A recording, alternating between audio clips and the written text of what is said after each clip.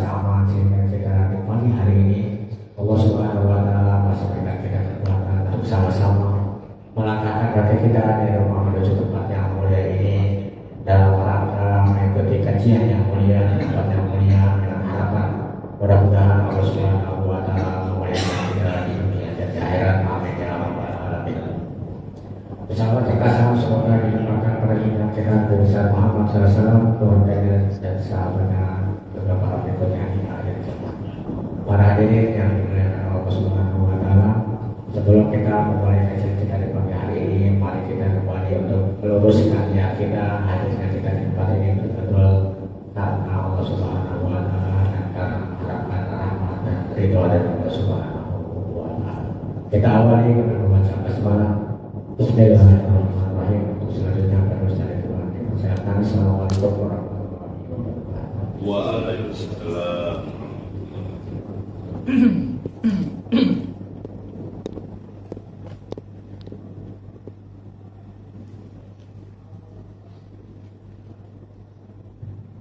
Bismillahirrahmanirrahim. Assalamualaikum warahmatullahi wabarakatuh. Waalaikumsalam warahmatullahi wabarakatuh.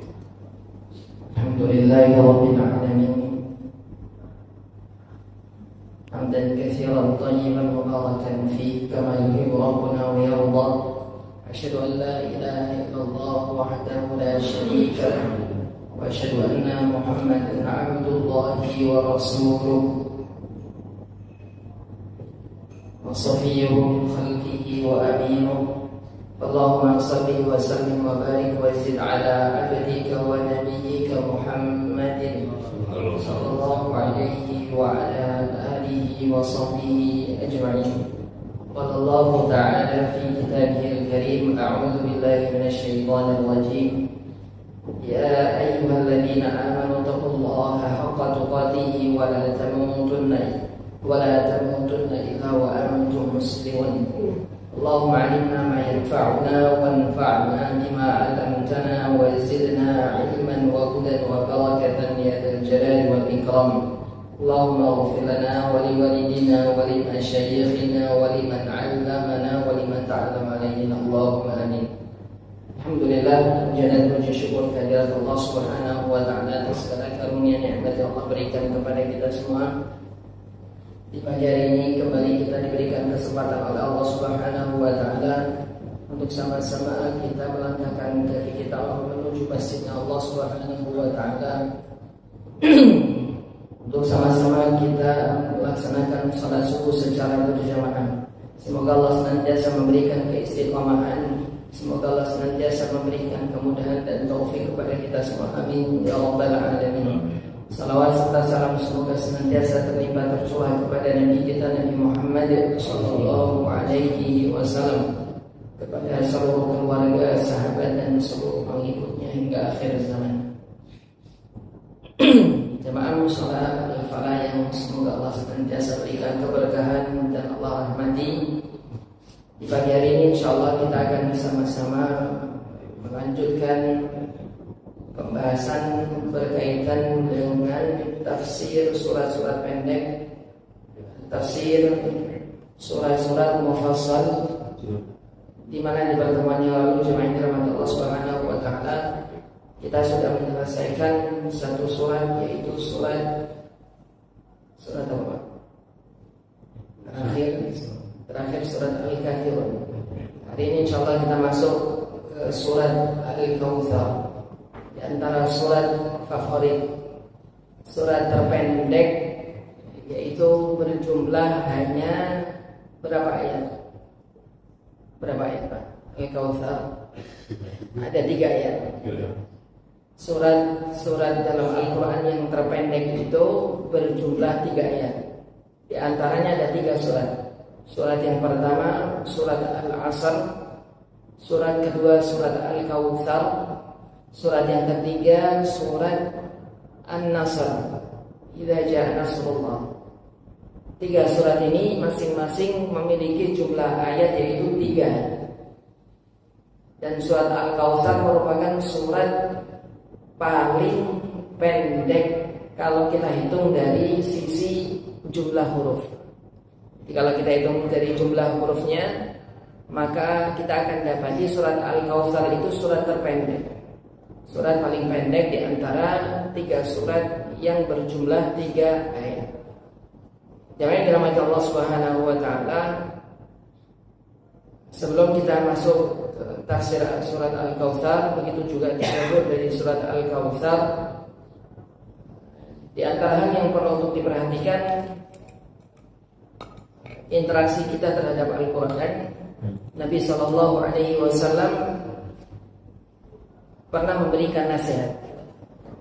Diriwayatkan oleh Ibnu Abbas radhiyallahu taala anhuma, tatkala Nabi SAW mengatakan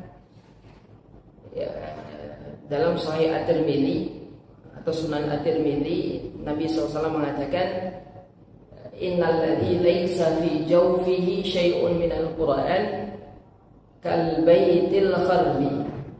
Sesungguhnya orang-orang yang mereka itu di dalam dirinya, di dalam jiwanya tidak terdapat sedikit dari Al-Qur'an atau tidak didapatkan Al-Qur'an, maka seperti rumah yang sudah usang, rumah yang sudah usang yang hampir roboh. Maka dari sini kata para ulama, jemaah yang dirahmati Allah Subhanahu wa taala, di antara faedah hadis tersebut kata para ulama, bagaimana seseorang itu berinteraksi dengan Al-Qur'an, yaitu memiliki agenda untuk membaca Al-Qur'an, tilawah Al-Qur'an, supaya jiwanya itu bukan jiwa yang kosong. Maka kita dapati rumah yang usang yang hampir roboh itu pasti didapati banyak sekali debu, banyak sekali kotoran. Maka sama seperti hati kita. Kalau hati kita tidak banyak berinteraksi dengan Al-Quran, maka yang terjadi seperti rumah tadi, banyak kotoran. Maka hati kita juga sama. Itu yang pertama. Yang kedua kata para ulama, dianjurkannya supaya kita menghafal. Karena di redaksi hadis tersebut, kalau tidak ada sedikit atau tidak ada sesuatu dari Al-Quran dalam jiwa kita, maka dari situ diambil pesan oleh para ulama, kita hendaknya memiliki hafalan. Maka hafalan itu gak perlu yang panjang-panjang, gak masalah. Gak harus Al-Baqarah, gak harus Ali Imran. Cukup surat-surat yang pendek yang biasa kita kerjakan untuk salat-salat kita, baik salat sunnah ataupun salat wajib. Maka kita progreskan supaya kita bisa menghafal sedikit demi sedikit. Dimulai dari surat An-Nas, kita perbaiki bacaan kita sambil dihafalkan. Terus kalau bisa sampai Al-Duha maka bagus. Maka kita hafal surat Qisarul Mufassal. Bagus lagi kalau bisa sampai juz 30 selesai. Nah, itu yang perlu diperhatikan dari hadis tersebut. Begitu juga Utsman bin Affan radhiyallahu taala anhu pernah mengatakan, lau tahurat al-qulub atau lau tahurat qulubukum, kalau saja hati kalian itu bersih, maka kata Utsman bin Affan, lama syabi'tum min kalamillah, maka kalian itu tidak akan pernah kenyang dari membaca Al-Quran. Maka kalau hati kita bersih, maka kalau kita lihat tadi hadis tadi, hati kita bersih, maka kita tidak akan pernah kenyang baca Quran. Kenyang baca Quran artinya kita bisa berlama-lama baca Quran. Itu kata Utsman bin Affan.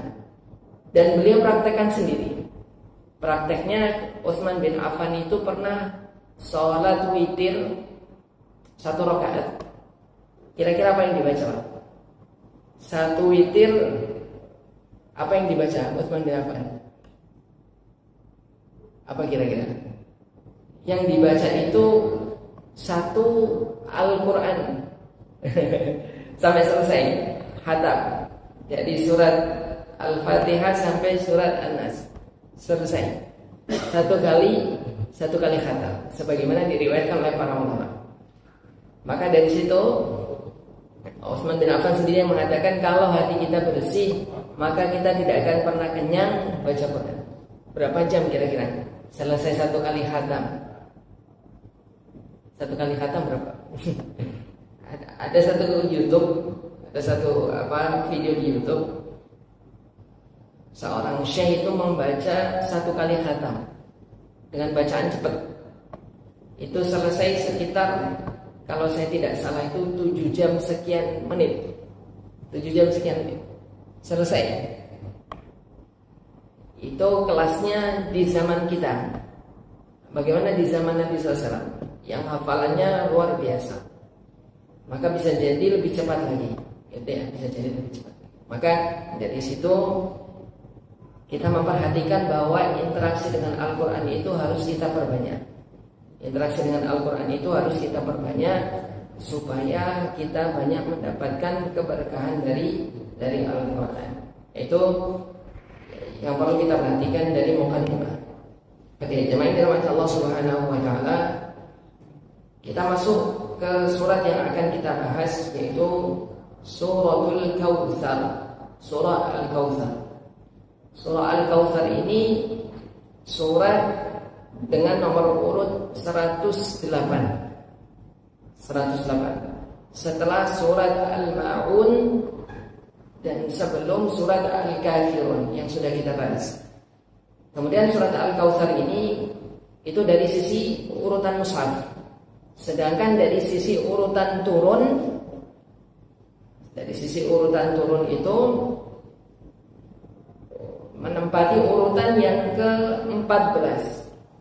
Kalau kita mengambil pendapat bahwa surat Al-Kautsar itu surat Makkiyah.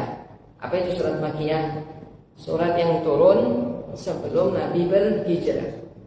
Maka kalau kita mengambil pendapat para ulama yang mengatakan Makkiyah, maka urutannya itu nomor 14, yaitu setelah surat Al-Adiyat dan sebelum surat At-Takatsur. Jadi surat Al-Adiyat turun, setelah itu surat Al-Kautsar, setelah itu surat At-Takatsur. Oke. Kemudian para ulama menggali. Para ulama itu dengan interaksinya dengan Al-Quran, maka mereka menggali. Apa yang digali? Salah satunya, apakah ada kecocokan urutan mushaf itu? Para ulama meneliti apakah ada kecocokan dengan surat sebelumnya, yaitu surat apa? Surat Al-Ma'un. Dengan surat Al-Ma'un itu apakah ada kecocokan? Maka para ulama meneliti sampai ketemu satu penelitian. Kata para ulama, surat Al-Ma'un dengan surat Al-Kautsar itu memiliki kecocokan. Satu, surat Al-Ma'un itu berbicara terkait orang-orang yang mendustakan agama. Orang-orang yang mendustakan agama, yang mereka memiliki sifat-sifat. Sifat mereka apa? Sifat mereka apa? Kalau kita baca surat Al-Ma'un, salah satu sifat mereka itu sifatnya bukhl, pelit. Oke? Sifatnya pelit. Kemudian didapati juga sifat mereka itu lalai terhadap salat. Alladzina hum an salatihim sahun. Nah, mereka lalai terhadap salat mereka. Begitu juga mereka itu kalau salat riya.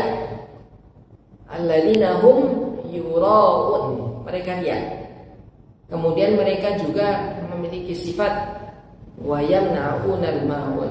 Mereka itu tidak mau meminjami barang-barang sepele. Mereka itu pelit. Kalau mau ada seseorang mau pinjam sesuatu yang remeh, itu mereka nggak kasih. Itu sifat wa yamna'unal ma'un. Sebagian mengatakan perkakas ataupun alat-alat rumah, mereka nggak mau ngasih. Itu sifat mereka. Hubungannya dengan surat Al-Kautsar itu apa? Kalau dalam surat Al-Kautsar itu kebalikannya. Kalau dalam surat Al-Kautsar itu kebalikannya. Jadi di dalam surat Al-Kautsar itu tadi disebutkan sifat pelit pada surat Al-Ma'un. Kalau sifat Al-Kautsar itu a'tayna. memberi. Mengajarkan supaya apa? Supaya memberi. Itu satu. Kemudian di dalam surat Al-Kautsar disebutkan yaitu mereka lalai terhadap salat mereka. Dalam surat Al-Kautsar fasholli, salat. Kebalikannya. Oke. Dalam surat Al-Ma'un disebutkan riya. Dalam surat Al-Kautsar disebutkan apa kebalikannya, Pak? Fasholli li rabbika. Kalau tadi salatnya karena riya, kalau Al-Kautsar itu fasholli li rabbika, untuk Tuhanmu. Berarti apa sifatnya? Yaitu ikhlas. Oke. Kemudian di surat Al-Ma'un itu mereka itu tidak mau meminjamkan barang-barang mereka. Kalau di surat Al-Kautsar itu wanhar. Apa wanhar? Sembelihlah. Maka kita disuruh supaya apa? Supaya mengorbankan sesuatu. Maka kata para ulama, surat Al-Ma'un dan surat Al-Kautsar itu punya kecocokan yang sangat erat. Nah, itu dari sisi muqabalah, dari sisi kebalikan. Surat Al-Ma'un dan surat Al-Kautsar itu apa yang disebutkan oleh para ulama terkait dengan kecocokan, atau dalam ilmu Al-Qur'an itu disebut munasabah. Itu ada kecocokan. Oke. Jemaah dirahmati Allah Subhanahu wa taala. Kemudian para ulama ketika membahas surat Al-Kautsar ini berbeda pendapat terkait surat Al-Kautsar ini surat Makkiyah atau surat Madaniyah. Surat Al-Kautsar ini surat Makkiyah atau surat Madaniyah. Apakah surat Al-Kautsar itu turun sebelum Nabi berhijrah, atau surat Al-Kautsar itu turun setelah Nabi berhijrah? Maka para ulama mengatakan, sebagian mengatakan surat Al-Kautsar itu turun sebelum Nabi berhijrah, atau disebut Makkiyah. Di antaranya disebutkan Imam Ibnu Katsir, disebutkan Imam Ibnu Hajar, disebutkan Imam Ibnu Asyur dan yang lain. Maka para ulama mengatakan surat ini Makkiyah. Sebagian lain mengatakan surat ini Madaniyah. Surat ini apa? Madaniyah. Atau kebalikannya, mohon maaf. Tadi yang mengatakan Madaniyah yaitu Imam Ibnu Katsir, Ibnu Hajar dan yang lainnya. Sebagian lain mengatakan surat itu Makkiyah. Oke. Jangan dirahmati Allah Subhanahu wa taala. Berdasarkan Imam Ibnu Asyur kemudian mengatakan surat ini lebih cocok Madaniyah. Surat ini lebih cocok Madaniyah. Turun setelah Nabi berhijrah ke kota Madinah. Berdasarkan satu riwayat dari Imam Muslim, ketika Anas bin Malik radhiyallahu ta'ala anhu mensifati atau Anas bin Malik radhiyallahu ta'ala anhu menyebutkan hadis berkaitan dengan surat Al-Kautsar, yaitu ketika Nabi SAW diturunkan kepada beliau surat Al-Kautsar, maka kata Anas bin Malik radhiyallahu ta'ala anhu, Nabi mengatakan unzilat alayya anifan surah, telah diturunkan kepadaku, kata Nabi satu surat, yaitu surat Al-Kautsar.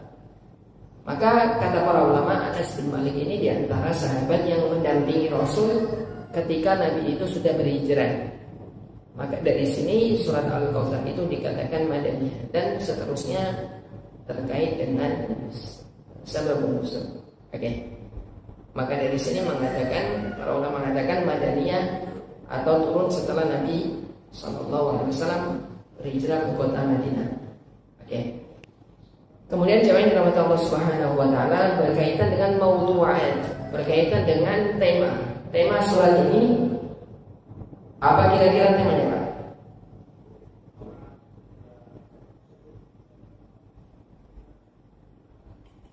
Setidaknya ada 3 tema dari surat Al-Kautsar.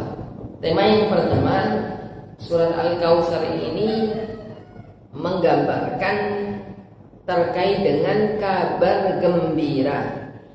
Terkait apa? Kabar gembira. Kabar gembira terkait apa? Yaitu Nabi SAW diberikan kebaikan yang banyak, atau sebagian menafsirkan yaitu telaga. Itu yang pertama. Yang kedua, Surat ini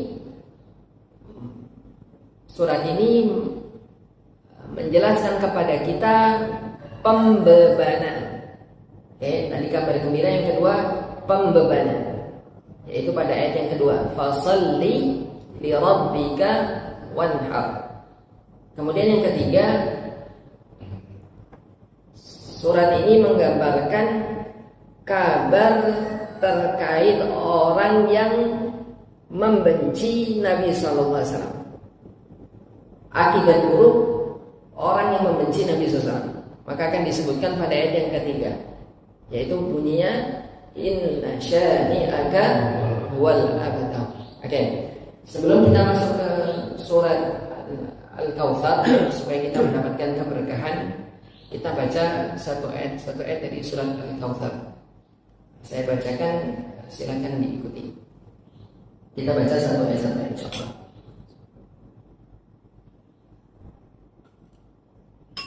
Saya bacakan. A'udzu billahi minasy syaithanir rajim. A'udzu billahi minasy syaithanir rajim. Bismillahirrahmanirrahim. Bismillahirrahmanirrahim. A'tainakal kautsar. Inna a'tainakal kautsar. Fasalli li rabbika wanhar. Fasalli li rabbika wanhar. Inna syani'aka wal abtar. Inna syani'aka wal abtar. Itu surat Al-Kautsar ayat 1 sampai 3. Insyaallah semuanya sudah hafal. Tinggal kita renungkan apa pelajaran-pelajaran pada surat Al-Kautsar. Surat Al-Kautsar, jemaah yang dirahmati Allah Subhanahu wa taala, surat ini sebagaimana kita sebutkan tadi memiliki 3 tema penting. Tema yang pertama yaitu kabar gembira, tema kedua pembebanan, tema yang ketiga yaitu akibat orang-orang yang membenci Nabi Shallallahu Alaihi Wasallam. Surat ini kalau kita lihat dari sababun nuzul atau kita lihat dari hadis-hadis Nabi Shallallahu Alaihi Wasallam berkaitan dengan itu, di antaranya diriwayatkan oleh Imam Muslim dari Anas bin Malik radhiyallahu taala anhu, beliau pernah berkata, ketika kita bersama Nabi Shallallahu Alaihi Wasallam pada suatu hari, idza aghfa ighfa'atan, tiba-tiba Nabi SAW itu tertidur sebentar. Ighfa'a itu artinya, aghfa itu artinya nama nauman khafifan, yaitu tidur ringan atau tidur sebentar. Summa rafa'a ra'sahu mutabassima. Kemudian setelah Nabi itu tertidur sebentar, kemudian Nabi bangun. Ketika bangun, maka kata Anas bin Malik, Nabi itu tersenyum. Faqulna, maka kami mengatakan, ma adhakaka ya Rasulullah, apa yang membuatmu tersenyum ya Rasulullah? Maka Nabi mengatakan, unzilat alayya anifan surah, telah diturunkan kepadaku tadi, yaitu ketika apa?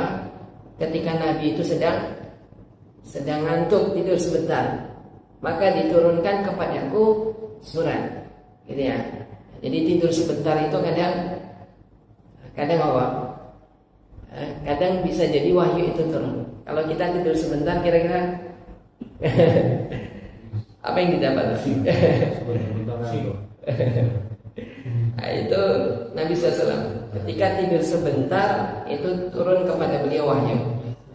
Maka beliau tersenyum, kemudian Nabi mengatakan, diturunkan kepadaku satu surat. Maka beliau membaca, faqara'a bismillahirrahmanirrahim. Maka beliau baca surat Al-Kautsar dari ayat pertama sampai akhir. Oke. Kemudian Nabi SAW mengatakan kepada para sahabat, atadruna mal kautsar? Kata Nabi, tahukah kalian apa itu kautsar? Tahukah kalian apa itu kautsar? Maka Nabi mengatakan, atau para sahabat mengatakan, Allahu wa rasuluhu a'lam. Maka para sahabat mengatakan, Allah Subhanahu wa ta'ala dan nabinya lah yang tahu, yang paling tahu. Artinya kami nggak tahu ya Rasul. Oke. Maqal, kemudian beliau mengatakan, fa innahu nahrun. Kautsar itu adalah sungai. Wa'adani Rabbi azza wa jalla. Sungai tersebut telah dijanjikan untukku. Oke. Yaitu Allah menjanjikan kepadaku satu sungai alaihi khairun katsir. Yaitu sungai tersebut memiliki kebaikan yang sangat banyak. Kemudian setelah itu beliau mengatakan haudun taridu alaihi ummati yaumal qiyamah. Kemudian setelah menyebutkan sungai, Nabi mengatakan yaitu dia itu merupakan telaga. Di antara yang dijanjikan kepadaku itu adalah telaga, maka umatku akan turun kepadanya, akan mendatangi telaga tersebut. Kemudian beliau mengatakan aniyatuhu adadun nujum. Jumlah gelas-gelasnya itu seperti jumlah bintang-bintang di langit. Oke. Fayuhtalajul 'abdu minhum. Maka ketika terjadi orang-orang itu telah datang kepada telaga, maka ada sebagian yang ditolak. Maka Nabi mengatakan, Rabbi innahu min ummati, ya Rabb, sesungguhnya dia dari umatku. Maka kata Nabi SAW, ma tadri ma ahdatsat ba'daka. Kamu tidak tahu apa yang dia perbuat setelah sepeninggalmu. Maka dari hadis ini, jemaah yang dirahmati Allah Subhanahu wa taala, Nabi menggambarkan Kautsar itu sebuah telaga. Kautsar itu sebuah telaga. Telaga yang disebutkan itu dalam riwayat yang lain, putihnya itu lebih putih daripada susu. Betul? Coba saya cek riwayatnya. Putihnya lebih putih dari susu. Dinginnya lebih dingin dari salju. Oke, manisnya lebih manis daripada madu. Dalam riwayat yang lain. Kemudian dalam riwayat yang lain disebutkan pula, kalau seseorang meminumnya maka tidak akan pernah kehausan selama-lamanya. Tidak akan pernah merasakan haus selama-lamanya. Dan itu terjadi kapan, Pak? Telaga itu terjadi kapan? Orang-orang datang ke telaga itu kapan? Yaitu di padang mahsyar. Ketika posisinya itu dalam kondisi sangat haus. Dalam kondisi sangat haus, maka mereka akan mendapatkan satu telaga Nabi SAW dengan kriteria seperti itu, dengan sifat-sifat seperti itu. Lagi haus-hausnya didapatkan airnya seperti madu, manisnya lebih manis daripada madu, putihnya lebih putih dari susu, dan juga dinginnya lebih dingin daripada es atau salju. Ya, seperti itu. Apa kira-kira itu? Di dunia nggak ada. Di dunia nggak ada. Maka dari itu orang-orang ketika datang itu sangat bahagia. Mereka akan meminumnya. Oke. Maka jemaah yang dirahmati Allah Subhanahu wa taala, ketika bertemu Nabi seperti itu, maka umatnya itu bisa dikenali. Maka sebagian itu bisa dikenali, atau orang-orang yang datang itu bisa dikenali. Dikenali dengan apa kira-kira, Pak? Nabi itu kenal kita dengan apa? Kita kan nggak ketemu. Cahaya, betul. Dengan cahaya, yaitu cahaya bekas apa? Cahaya bekas wudu. Bekas wudu. Kata Nabi SAW dalam hadis riwayat Imam Bukhari, inna ummati yud'auna yaumal qiyamati ghurran muhajjalina min atharil wudu. Kata Nabi, pada hari kiamat itu kelak nanti umatku akan dipanggil, maka mereka akan dikenali dengan bekas-bekas wudu mereka, bekas-bekas di wajah, di tangan, di kaki. Maka mereka akan dikenali, wajahnya akan sangat bercahaya. Maka kalau bisa diperpanjang, maka perpanjanglah. Maka dianjurkan, kata para ulama, kalau kita wudu itu ditambah. Contoh tangan sampai siku, maka kita tambah. Begitu juga kaki, ya, harusnya sampai mata kaki kita tambah. Dalam hadis tersebut disebutkan seperti itu. Maka dianjurkan supaya tambah. Dan sebagian mengatakan sampai lutut, seperti itu. Maka dianjurkan untuk ditambah, supaya nanti betul-betul cahaya itu sempurna. Cahaya itu betul-betul terlihat sangat sempurna. Oke. Maka jamaah yang dirahmati Allah Subhanahu wa taala, itulah telaga Nabi sallallahu alaihi wasallam pada hari kiamat. Oke.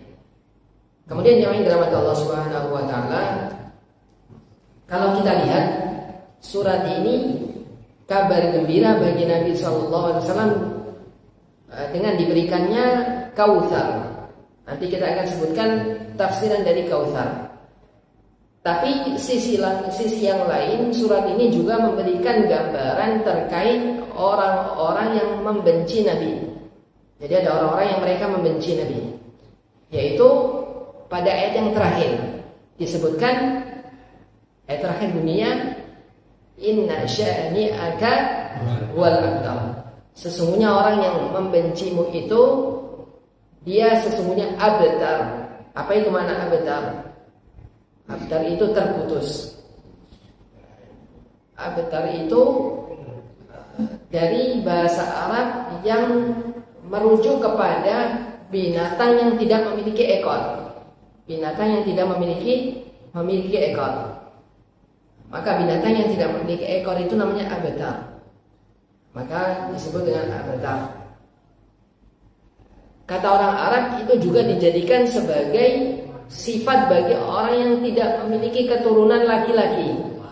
Abtar itu bagi orang yang tidak memiliki anak laki-laki. Dan Nabi SAW memiliki anak laki-laki, tetapi sebelum balik Allah Subhanahu wa taala takdirkan untuk kembali kepada Allah Subhanahu wa taala atau diwafatkan. Maka diejek oleh orang-orang Quraisy. Di antaranya adalah Al-As bin Wa'il. Dia mengatakan, kata dia, da'auhu, tinggalkan orang itu, yaitu Nabi Muhammad. Fa innahu rajulun abtar la aqibalah. Sesungguhnya Muhammad itu laki-laki yang terputus keturunan laki-lakinya, itu tidak memiliki anak laki-laki. La aqibalah, tidak ada setelahnya, tidak ada yang meneruskan perjuangannya, tidak ada yang meneruskan namanya, dan seterusnya. Maka kata Al-As bin Wa'il, idza halaka inqata'a dzikruhu. Kalau sudah meninggal, ya sudah habis. Kalau sudah meninggal, maka sudah terputus penyebutannya. Maka Allah Subhanahu wa taala turunkan surat Al-Kautsar. Oke. Maka dari dua sisi itu. Sisi yang pertama, sisi Al-Kautsar itu backgroundnya itu kabar gembira. Sisi yang kedua itu sisi bagi pembenci Nabi Sallallahu Alaihi Wasallam. Oke. Maka jamaah yang dirahmati Allah Subhanahu Wa Taala, Inna a'tainakal kautsar. Inna, sesungguhnya kami ini, maksud dari kami siapa? Sesungguhnya kami itu maksudnya siapa? Kami di sini Allah Subhanahu wa taala. Kami di sini adalah Allah Subhanahu wa taala. Menggunakan kata kami itu sebagai bentuk pengagungan. Oke, sebagai bentuk pengagungan. Itu satu. Yang kedua, sebagian ulama mengatakan kata inna itu ketika berbicara terkait rizki, maka inna itu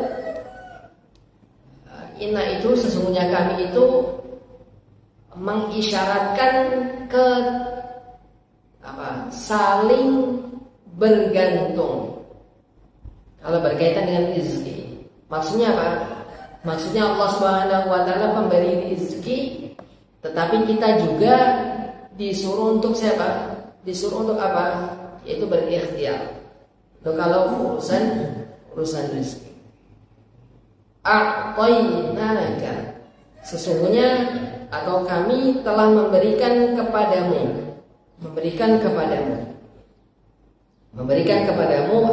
al-kautsar. Oke. Kata a'ta jauh kalimat Allah Subhanahu wa taala.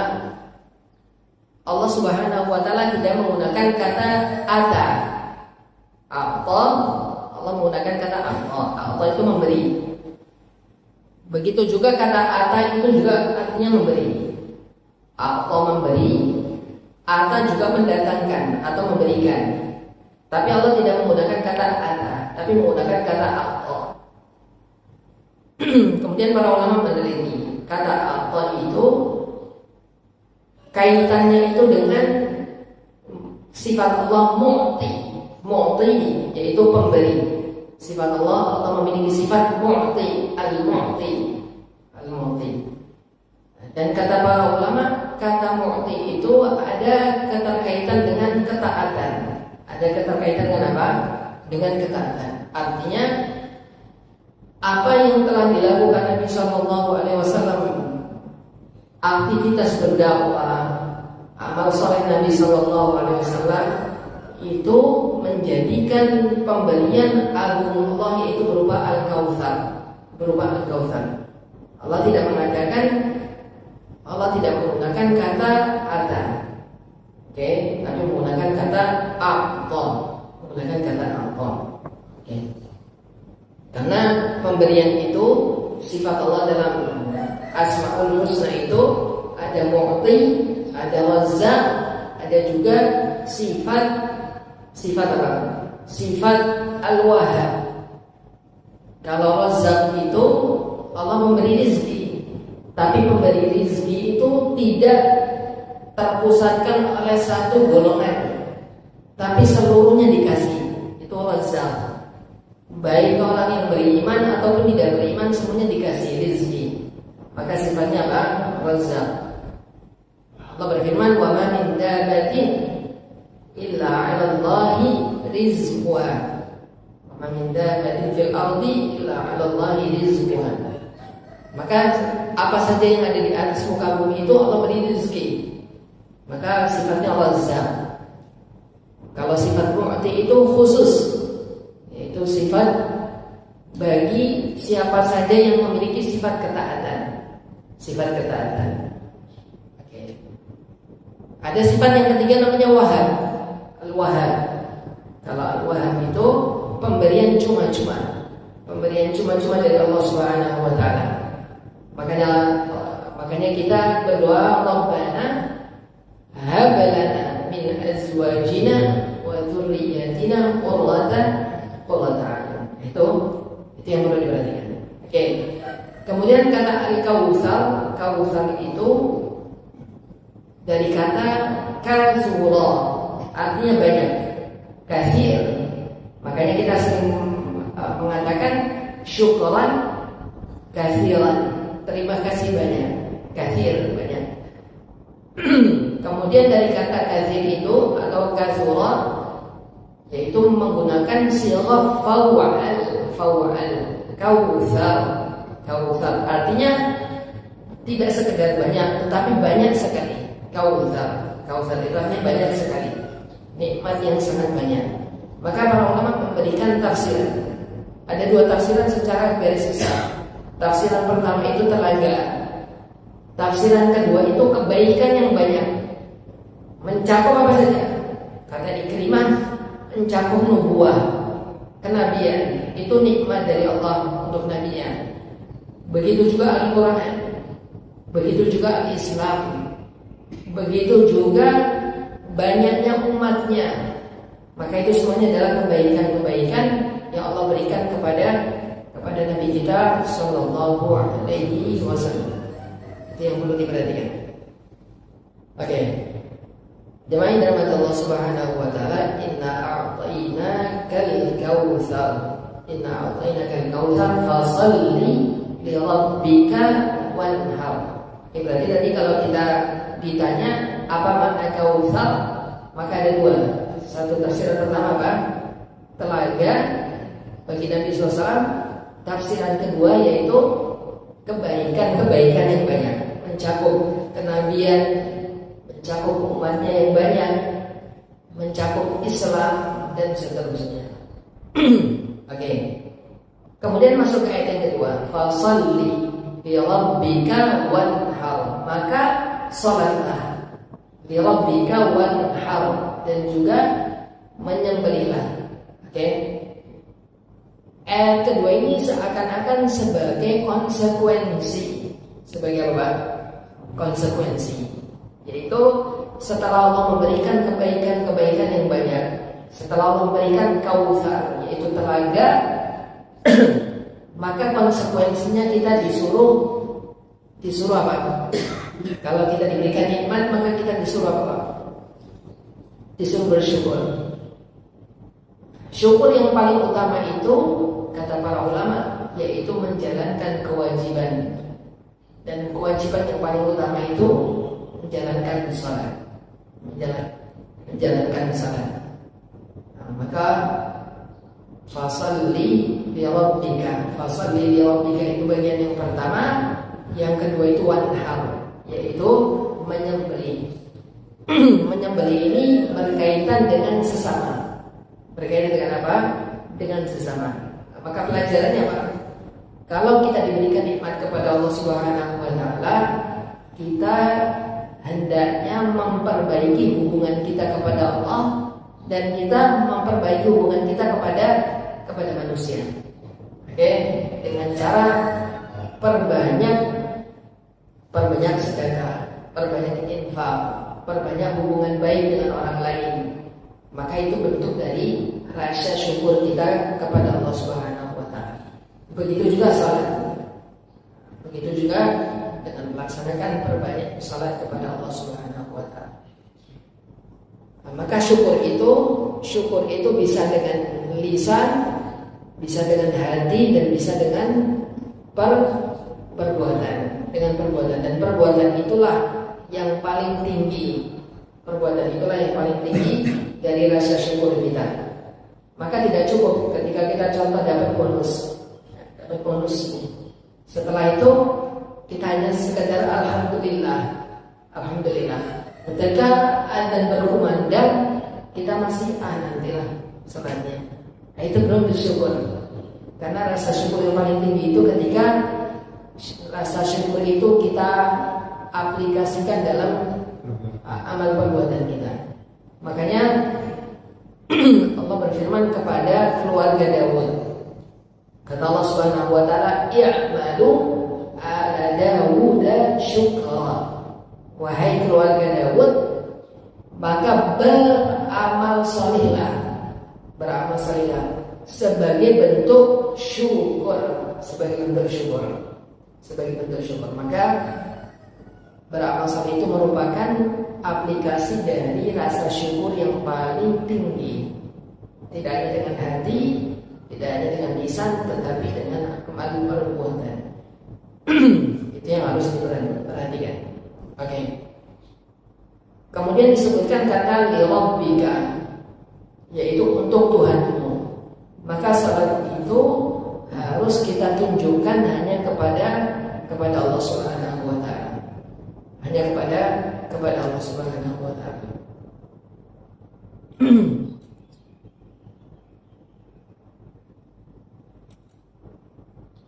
Di antara yang perlu diperhatikan itu, ketika seseorang sholat, maka ada orang-orang yang di dalam riwayat hadis itu disebutkan dia melaksanakan sholat, ketika dilihat orang maka dia memperbagus sholatnya.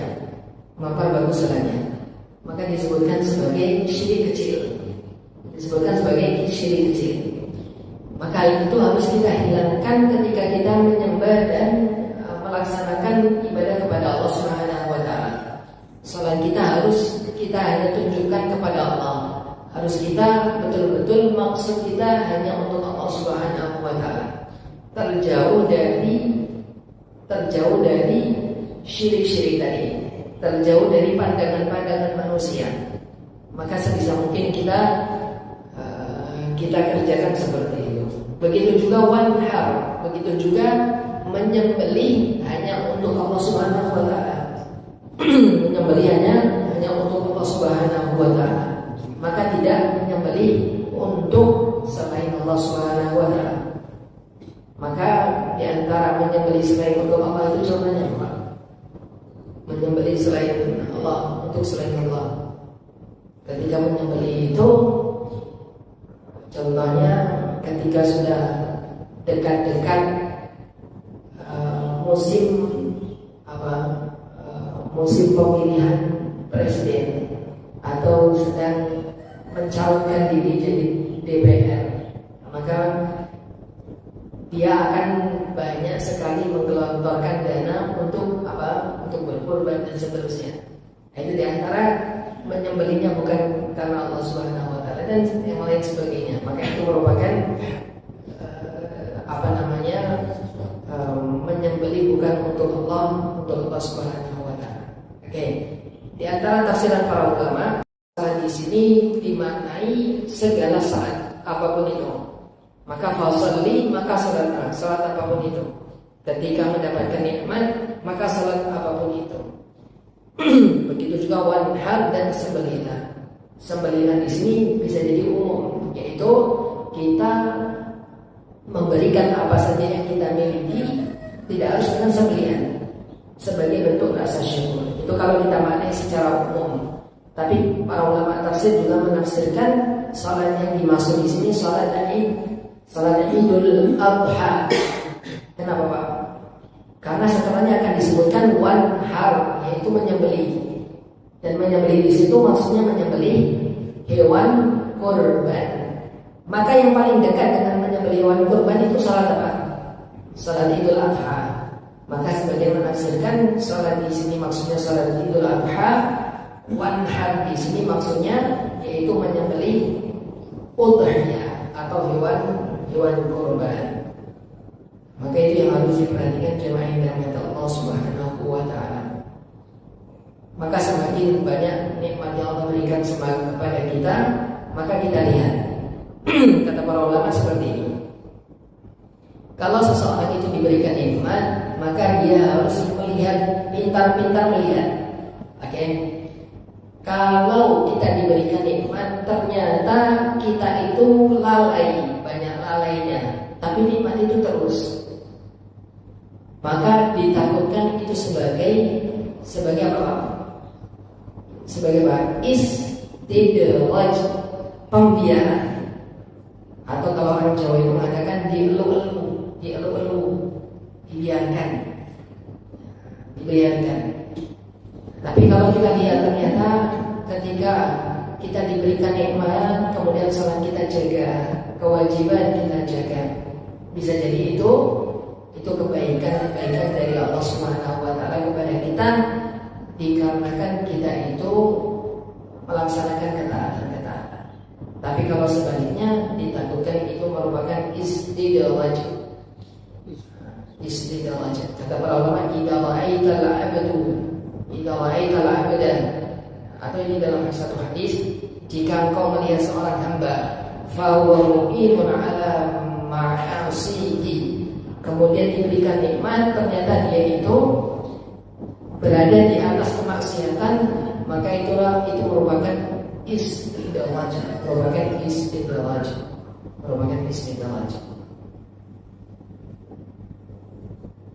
Maka Allah Subhanahu wa taala kemudian ditutup dengan kata inna syani'aka wal abtar. Inna syani'aka wal abtar.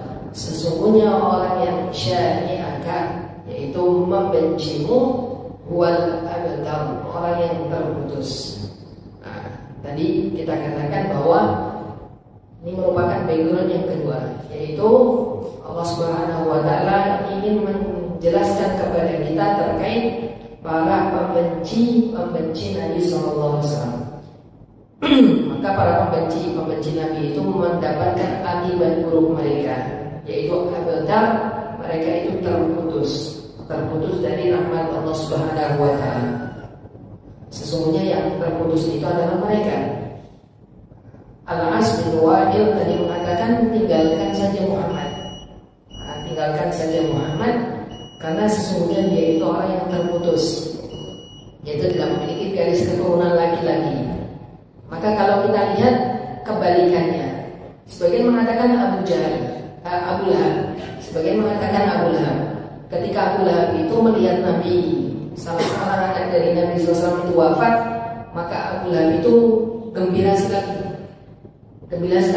sampai mengatakan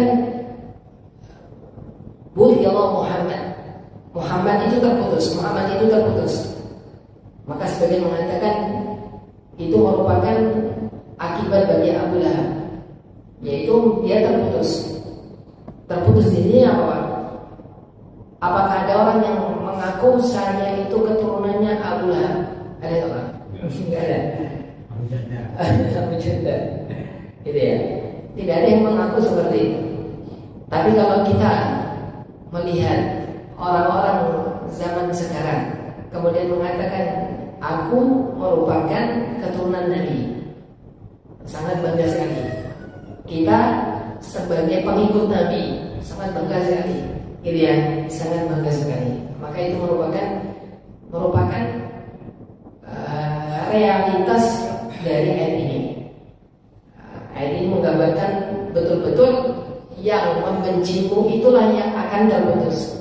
Sedangkan engkau walaupun tidak punya anak laki-laki, sesungguhnya engkau itu akan terus dikenal. Oke, Allah sebutkan dalam surat Al-Qalam,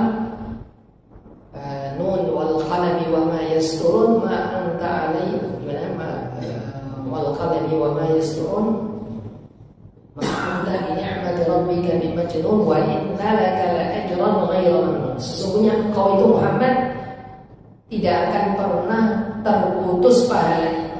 Tidak pernah terputus pahalanya. Kenapa pahala Nabi itu tidak terputus, Pak? Kenapa pahala Nabi tidak terputus?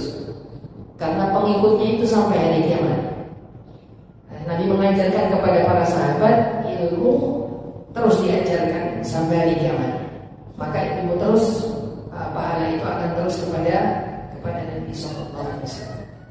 Maka yang terputus adalah para pembenci Nabi Sallallahu Alaihi Wasallam. Kemudian jamaah dirahmati Allah Subhanahu Wa Taala, pelajaran yang kedua dari ayat yang ketiga ini adalah ketika kita melaksanakan ketaatan, maka pasti di sana ada saja orang yang tidak suka. Oke, kita perhatikan ayat 1, 2, kemudian kita lihat ayat ketiga. Maka kalau kita taat kepada Allah Subhanahu Wa Taala itu ada saja orang yang tidak suka. Maka biarkan saja, tidak perlu kita layani, tidak perlu kita ladeni, biarkan saja. Itu pelajaran yang kedua. Pelajaran yang ketiga, jemaah yang dirahmati Allah Subhanahu Wa Taala, ayat ketiga ini mengajarkan kepada kita ketika kita mendapatkan musibah, ketika kita mendapatkan sesuatu yang tidak kita senangi, maka kita itu jangan terlalu fokus pada musibah atau permasalahan tersebut. Jadi kita tidak disuruh untuk fokus terus pada masalah itu. Kalau kita fokus pada masalah itu, maka tidak akan pernah bisa keluar, tidak bisa move on, tidak bisa keluar dari permasalahan itu. Kalau kita punya wajah, kemudian wajah kita ternyata ada luka. Luka itu mungkin bagi kita sesuatu yang tidak kita sukai.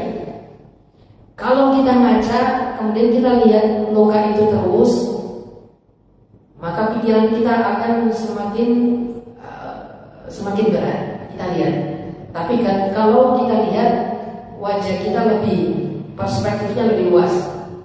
Maka ternyata ada hidung yang sempurna, ada mata yang sempurna, maka kita akan lebih mensyukuri.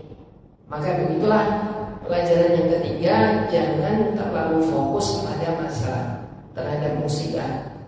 Pada musibah, pada masalah itu jangan terlalu fokus padanya, tapi kita lihat perspektif yang lain, supaya kita banyak bersyukur kepada Allah Subhanahu wa Ta'ala. Itu surat Al-Kautsar dari ayat pertama sampai ayat yang ketiga yang bisa kita pelajari.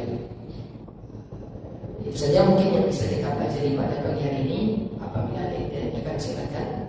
Kalau tidak ada, nanti insya Allah kita cukupkan. Silakan kalau ada yang ditanyakan. Kalau tidak ada, insya Allah kita cukupkan.